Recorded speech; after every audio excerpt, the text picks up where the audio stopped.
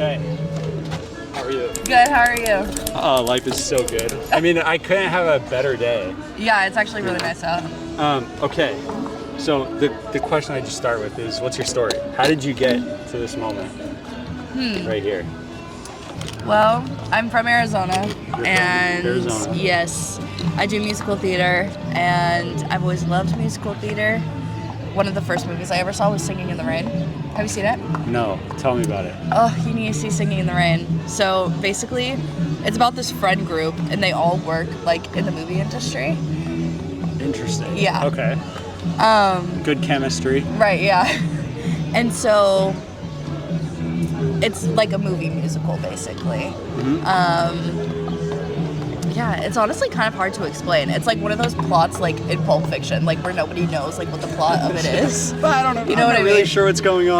Like I'm not really sure what's Okay. going on, but I gravitated towards that.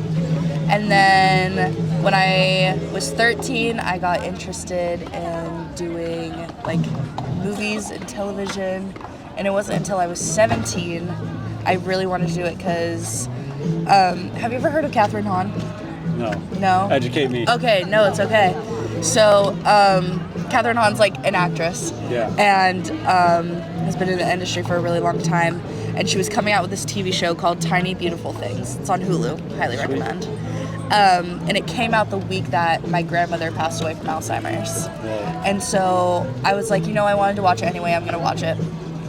And basically the whole premise of the show is this woman's life is falling apart. She is getting separated from her husband. Her daughter doesn't talk to her. And then she gets asked to do an advice column.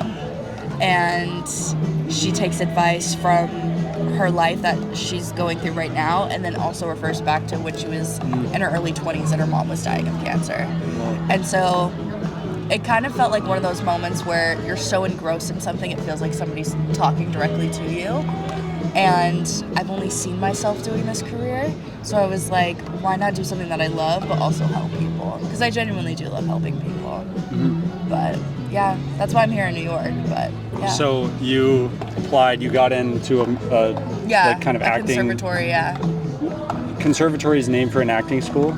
It's like the type of school. So like you have I dropped out of college. Oh, okay. So you have like your undergrad, like if you go to like NYU, like that's like kind of like your regular college that you go to. But like conservatory is where there's like no GEDs and it's just specifically like going to a trade school. Yeah. Sweet. Okay, so you're in Arizona. Yeah. You get into this conservatory, you come to New York. Yeah. And you're 3 years in now. I'm 2 years, so it's a 2-year program. Oh, okay, cool. And you graduate in June? Yeah. What's the hope after? Or are you playing it day by day? Yeah, day by day. Okay. Just like trying to live to the fullest, I guess. Do people in conservatory do like internship type stuff? Like, are you going to go be a stagehand on Broadway or something? So it kind of gets tricky like that because that's like your own, like if you want to be a stagehand on Broadway, like you go and study how to be a stagehand. To be a stagehand, yeah. So mine's like more just being on stage. So do you get to intern being on stage? Yeah, Is like that I your audition internship? for stuff, yeah. Let's go. Yeah. Do you have an agent yet? I don't, but I have panel night coming up soon where agents come and see us perform.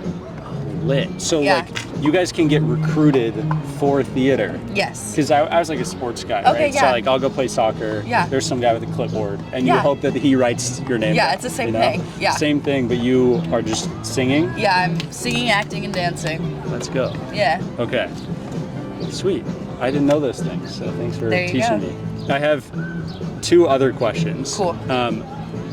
Which I just want like quick answers to, what your soul tells you immediately. Okay. The first one is, what's the most meaningful problem to you in the world? Love. There's not enough love? Like, I don't think there's enough love and understanding for people. I think a lot of the times we see one side of things, and sometimes in the world, someone might do something wrong and we're very quick to just cut them off. Oh, interesting. Which is not ethical or is not realistic either. We're all going to mess up in our lives, and I think yes, some things are absolutely terrible and should not be forgiven, but I think you need to give people an opportunity to make up for it if they're willing to. Yeah, I think there's a really interesting, like, kind of mistake that's been made in the world of, like, people need to you need to, like, understand why somebody did something before making a decision about it. Like, for me, like, the way I think about this is, like, instead of being angry, you should just always be curious. Like, the reason you say, what the F, when somebody cuts you off in traffic is because you don't understand why they made that decision. I think that, like, once you understand, you can be like, I don't really respect that decision, so, like, I'm going to go my own way. You know what I'm saying? For sure. That makes sense to me. Would your hope be that with your acting and singing that you would be able to kind of speak to people's hearts a little bit and encourage that more? 100%. Okay. I think, like, my job specifically is about telling people's stories. And, like, there's a lot of roles out there that you see where people play, like, horrible people, but then you don't see why they're horrible people. You know what I mean? And so it's, like, our job to show, like, us as humans, we're such complex people. And, like, there's just so much more to everything that we'll never understand sometimes, but, you know. I think it's great that you've found, like, that really deep meaning to chase. I was telling these younger girls that stopped earlier. I think there's really only two people that are, like, very, very successful, and it's either missionaries or craftsmen. Like, it's only one of the two. They have a mission. They're, like, you know, like, my girlfriend's this kind of person. She's starting a neuroplasticity clinic. Okay, cool. She's like, for people with traumatic brain injuries, they need plasticity to improve the symptoms that they have. And so that's, like, her mission. And she had a TBI. So it's, like, a really, like, this is her thing. You know what I'm saying? The other side of things is, like, Steve Jobs or you, who's just, like, so obsessed with doing the craft so well that it's able to speak to somebody's heart. Like, I'm reading this is Sam Walton, who's the guy who started Walmart. He was a craftsman. Like, he would just show up in random retail stores and take notes on the pricing and the way they, like, he just was obsessed. You know what I'm saying? So, you sound like a craftsman. That's great. Thanks. The second fast question is, who's the most impressive person that you've ever met? I would say my mentor, Michelle. She was a teacher that I had my first semester. And, like, all we knew about her was, like, oh, she was, like, a rocket for, like, 6 years. And we're like, wow, that's, like, really cool. Like, I'm getting taught. Mystery. That I'm getting taught by a rocket. But then as I got to know her more, she has MS, so multiple sclerosis. Has been fighting that for, like, over 5 years. And she's a widow. Her husband unfortunately committed suicide. And so she has had all these big life things and has had to do them alone in a sense, but obviously she has an amazing support system. But just the fact that she never gives up on anything and she doesn't let anything control her. She's the one that's always in control, and she's just always grateful for everything.